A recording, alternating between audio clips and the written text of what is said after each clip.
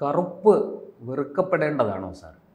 നമ്മുടെ chief secretary അവർക്കെതിരെ ഉയർന്ന ആ പരാമർശത്തെക്കുറിച്ച് പറയുന്നതിൻ്റെ അടിസ്ഥാനത്തിൽ ചിന്തിക്കുമ്പോൾ എന്താണ് തോന്നുന്നത്? കറുപ്പ് അങ്ങനെ മാറ്റി നിർത്തപ്പെടേണ്ടതാണോ? കറുപ്പിന് എന്തെങ്കിലും അയിത്തമുണ്ടോ? ഇതെന്താണ് ഈ ചീഫ് സെക്രട്ടറി ഇങ്ങനെ ഒരു പരാമർശം ഇപ്പോൾ സമൂഹ മാധ്യമങ്ങളിലൂടെ പങ്കുവെക്കുകയും അതിനെതിരെ പ്രതികരിക്കുകയും ചെയ്യാനുള്ള അടിസ്ഥാന കാരണം? എനിക്ക് മനസ്സിലാവുന്നില്ല. സത്യം പറഞ്ഞാൽ ഇത്രയും വിവരവും ഒക്കെയുള്ള വിദ്യാഭ്യാസവും നമ്മളെക്കാളിലൊക്കെ എത്രയോ ആഴത്തിൽ അറിവുമൊക്കെ നേടിയിട്ടാണ് അവരൊക്കെ UPSCയുടെ പരീക്ഷ അതുപോലെ തന്നെ അഭിമുഖം ഇതൊക്കെ പാസ്സായിട്ട് എല്ലാ കാര്യങ്ങളെക്കുറിച്ചും വളരെ സിവിൽ സർവീസിലേക്ക് വരുന്ന എത്രയോ അഗാധമായ പാണ്ഡിത്യം, പക്വത, എല്ലാം ചൊവ്വും നേരും ഒക്കെ തിരിച്ചറിയാനുള്ള കഴിവോടുകൂടിയല്ലേ വരുന്നത്. ഇവിടെ ഇപ്പോൾ പറഞ്ഞിരിക്കുന്ന കാര്യം ഏതോ ഒരു സന്ദർശകൻ, പേര് പോലും വെളിപ്പെടുത്തിയിട്ടില്ല, ഏതവനും. അപ്പോൾ അവിടുത്തെ ഉദ്യോഗസ്ഥനല്ല, സന്ദർശകൻ എന്ന് പറയുമ്പോൾ ഉദ്യോഗസ്ഥനാവത്തില്ല അദ്ദേഹം. അതുപോലെ അദ്ദേഹം എന്താ പറഞ്ഞിരിക്കുന്നത്, മുൻ ചീഫ് സെക്രട്ടറി, അതായത് ഇവരുടെ ബഹുമാനപ്പെട്ട ഭർത്താവിൻ്റെ കാലം വെളുത്തതും അഭിമാനിക്കുക. സാധാരണഗതിയിൽ സ്ത്രീകൾ ഭാര്യമാരെ അഭിമാനിക്കുകയാണ് ചെയ്യുന്നത്. ഇപ്പോഴത്തെ ചീഫ് സെക്രട്ടറിയുടെ കാലം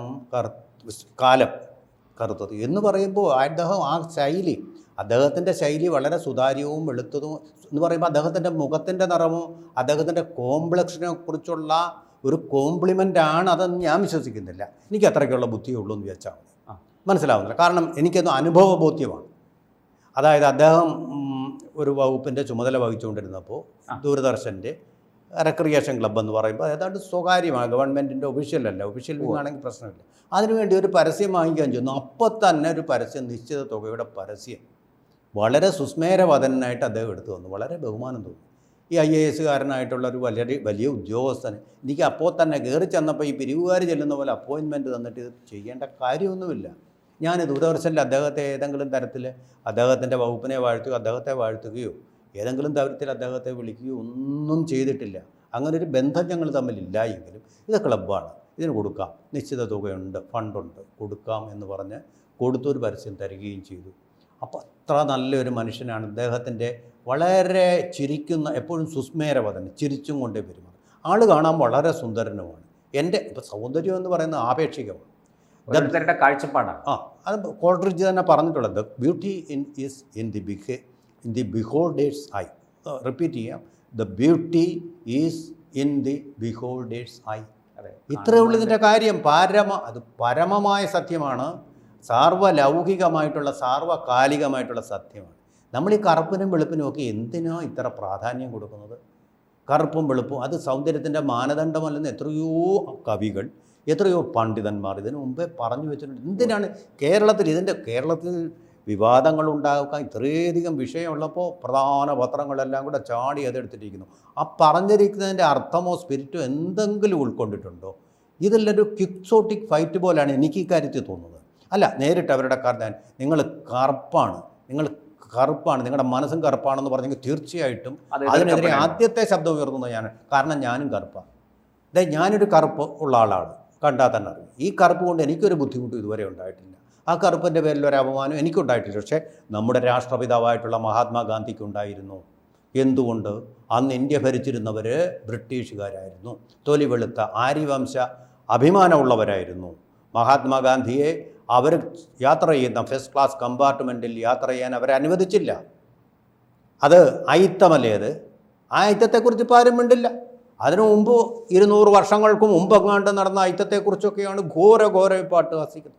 അന്ന് അതനുഭവിച്ച് അവർ തന്നെ ഇന്ത്യ ഭരിക്കണമോ, സുഖമായിട്ട് അവിടെ തന്നെ ഭരിച്ചുകൊണ്ടേയിരിക്കണമെന്ന് പറഞ്ഞ് അവരിൽ നിന്ന് പട്ടും വളയും വാങ്ങിയിട്ടുള്ളവരും അതിൽ അഭിമാനം കൊണ്ടവരും ഒക്കെയാണ് ഇന്നിപ്പോൾ ഈ അയിത്തത്തെക്കുറിച്ച് കിടന്നും വാചാലമാവുന്നത്. പ്രിട്ടോറിയയിൽ അടുത്ത കാലം വരെ ഈ വർണ്ണവിവേചനം ഉണ്ടായിരുന്നില്ലേ? നമ്മൾ ഈ സത്യങ്ങളെ അഭിസംബോധന ചെയ്യണ്ടേ ആരായാലും ശരി? ഇതൊക്കെ എന്ന് പറഞ്ഞാൽ ഈ അട്ടഹാസങ്ങളൊക്കെ ഒരു മതത്തിനെതിരെയുള്ള അട്ടഹാസങ്ങൾ, അതിനെ എങ്ങനെ നശിപ്പിക്കാമെന്നുള്ളതിൻ്റെ കൊലവെറിയാണ്. അതാണ് ഞാൻ പറഞ്ഞ അറംഗസീബും അതുപോലെ തന്നെ ബാബറും ഒക്കെ വിചാരിച്ചാലും നശിപ്പിക്കാൻ പറ്റുന്ന ഒന്നല്ല അത്. അതുപോലെ തന്നെ കേരളീയ ബ്രാഹ്മണരെ സംബന്ധിച്ചിടത്തോളം ഇതൊരു സവർണ ലക്ഷണമല്ല ഈ കളർ എന്ന് പറയുന്നതാണ് ഞാൻ മനസ്സിലാക്കുന്നത്. കേരളീയ ബ്രാഹ്മണിൽ ഭൂരിപക്ഷവും കറുത്ത നിറമുള്ളവരാണ്. അതെ, ഭീമസേനൻ അല്ലേ? എനിക്കതറിയില്ല. NN കക്കാട് ഞാൻ കണ്ടിട്ടില്ല. NN കക്കാട് നല്ല കറുത്ത നിറത്തിലുള്ള ആളായിരുന്നു. എന്തേ കുഴപ്പം? ആരെങ്കിലും അദ്ദേഹത്തിന് കറുത്ത നിറത്തിൻ്റെ പേരിൽ ആക്ഷേപിച്ചിട്ടുണ്ടോ? ഇല്ല. ഉണ്ടായിട്ടില്ല. ഇനി ആണുങ്ങൾ മാത്രമാണെന്ന് പറഞ്ഞാലും നോക്കൂ, ലോകം ഏറ്റവും കൂടുതൽ ആരാധിക്കുന്ന ഓർഫ വിൻഫ്രെ എന്ന് പറയുന്ന വിശ്വോത്തരയായിട്ടുള്ള ആ ആങ്കർ ഉണ്ടല്ലോ, നമ്മുടെ സൂര്യകുമാർ ഉണ്ടല്ലോ, സൂര്യകുമാർ ഒക്കെ സിന്ധു സൂര്യകുമാർ എന്നൊക്കെ പറയുന്നത് അവരുടെ മുമ്പിൽ വെറും പുഴുവാണ്, ഞാഞ്ഞൂല് പോലും അല്ല. കാരണം നമ്മൾ കൊട്ടി ഘോഷിച്ചുകൊണ്ടങ്ങ് നടക്കും.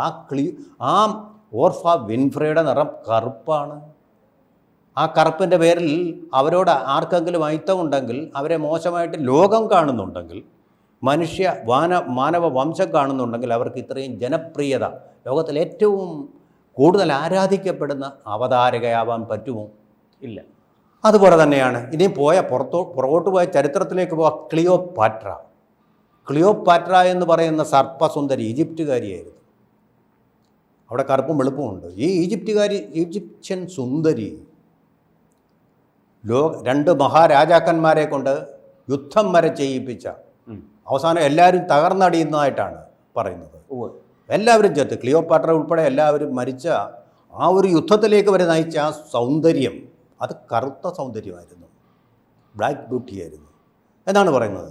അപ്പോൾ സൗന്ദര്യത്തിൻ്റെ മാനദണ്ഡമൊന്നും ഇതല്ല. അതുപോലെ തന്നെ ആ നിറത്തിന് പിന്നെ എന്താ പ്രസക്തിയുള്ളത്?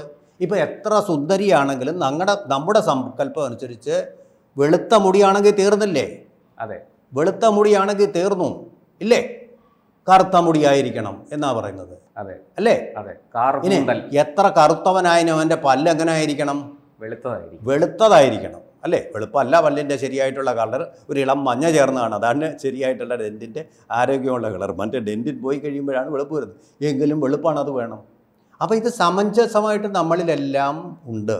എന്നിരിക്കെ ഈ കറുപ്പ് വെളുപ്പ് എന്നതിനൊക്കെ നമ്മൾ ഇന്ത്യക്കാർ എത്ര വെളുത്തായാലും എത്ര കറുത്തായാലും അവരെ ബ്രൗൺ എന്ന് പറയുന്ന ഒരു വിഭാഗത്തിലെ ബ്രിട്ടീഷുകാർ അല്ലെങ്കിൽ പാശ്ചാത്യർ കണക്കാക്കിയുള്ളൂ. ഇതും അറിയാത്ത ആളൊന്നും അല്ലല്ലോ ശാരദാ മുരളീധരൻ, ഇത്രയും വിവേകമുള്ള. അപ്പോൾ അവരുടെ ഭരണപരമായിട്ടുള്ള ഊർജ്ജവും സമയവും ചെലവാക്കാനുള്ള ഈ സമയങ്ങളിൽ ഇങ്ങനൊരു മെസ്സേജ് വന്നപ്പോൾ അവരെ അത് വല്ലാതെ ഹേർട്ട് ചെയ്തു എന്നാണ് ഇവരെന്തെങ്കിലും ഒരു ദുരുദ്ദേശത്തോടെ പറയുന്നത്. ഹേർട്ട് ചെയ്തിട്ടുണ്ട്.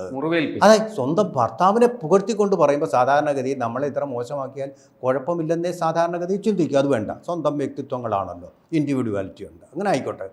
പക്ഷേ അത് അങ്ങനെ പറയുന്നത് തീർച്ചയായിട്ടും ഈ നിറങ്ങൾ തമ്മിലുള്ള വ്യത്യാസം കൊണ്ടായിരിക്കുകയില്ല. പറഞ്ഞപ്പോൾ അങ്ങ് പറ്റിപ്പോയി എന്നുള്ളതാണ് ഞാൻ മനസ്സിലാക്കുന്നത്.